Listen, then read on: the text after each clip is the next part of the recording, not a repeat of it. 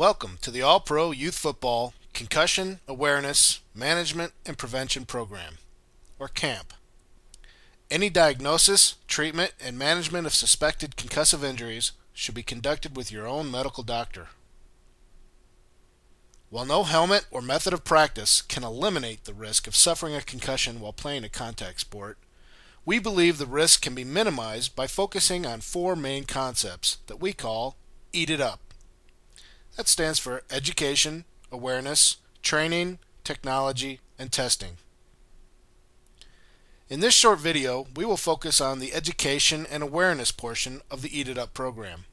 We will provide some layperson education on what is a concussion, what are the signs and symptoms of a concussion, and what are some of the causes of a concussion, all in an effort to raise awareness about the dangers and risks associated with traumatic brain injuries.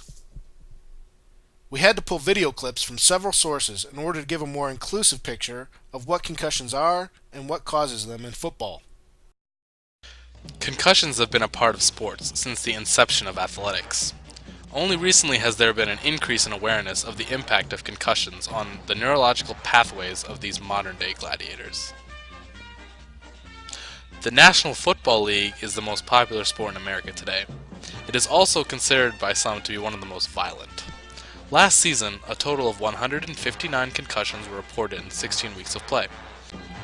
The National Hockey League also shows alarming statistics as well. 1.2 concussions were reported per game night, and 14.2% of the active NHL roster was concussed. These figures raise concerns about the effect of concussions on the brain and surrounding neuronal tissue in the short and long-term basis. Signs and symptoms of concussion are really varied, and it's important to recognize that not only are they varied, but they can change over time.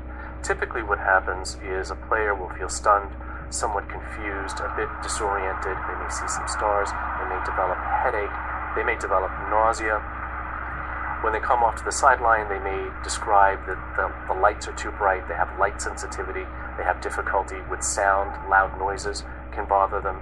Sometimes players have significant difficulties with balance. In summary, concussion symptoms are varied and can be grouped into four categories. Physical symptoms, including headache, dizziness, and nausea. Cognitive symptoms, including problems with memory, attention, and feeling slowed down. Emotional symptoms, such as sadness, irritability, and feeling nervous. And finally, problems with sleeping. Most people suffering from these injuries feel normal within 1 to 3 weeks. However, after a severe concussion, there can be a heavy negative effect on cognitive function because of loss of neurons in the brain or slow recovery from injury. Returning to play before fully recovering from a concussion puts a player at risk of suffering another blow to the head, and then being at risk for a rare but extremely dangerous condition known as second impact syndrome. This is why coaches should always err on the side of caution. If there is any suspicion that a player may have suffered a concussion, pull them out of the game. When in doubt, sit them out. Because many athletes choose to compete as soon as possible, they may attempt rigorous physical activity before fully recovering. This may induce second impact syndrome, where a concussed individual experiences a second impact to the head before fully recovering from initial concussion. This can cause severe swelling in the brain within minutes of the secondary impact. Swelling of the brain has been known to induce a comatose state with respiratory failure, rapid eye movement, and dilation of pupils. It can cause death as well.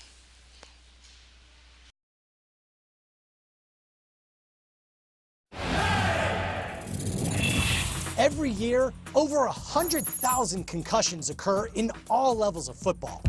And 60% of these are from head-to-head collisions. In an impact lasting just 15 milliseconds, a player's head, on average, experiences almost 100 Gs of force.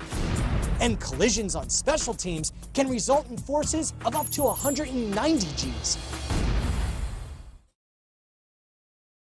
Indeed, a sharp blow to the face mask is one of the more common ways to suffer a concussion. Since the helmet is only attached to the head through the chin strap, any blow to the face mask or the front of the helmet will exert extreme force through the chin strap, forcing the jaw to slam into the back of the skull. and transfer all that energy to the brain through the TMJ joint. It is estimated that nearly 50% of football concussions result from this sort of blow. Finally, there is the cumulative effect of repeated subconcussive blows to the head. This is a very difficult angle of concussion injuries to gather data on. However, it is thought that the cumulative effect of repeated subconcussive strikes to the head can lead to brain trauma and long-term cognitive effects as well. So that is our short survey on concussion in football. We hope that by raising awareness of the risks and dangers, that we can help reduce risky behavior and the odds of suffering a concussion. Thanks for watching the All-Pro Youth Football Education Awareness, Training, Technology, and Testing program. I hope you eat it up and keep your head in the game.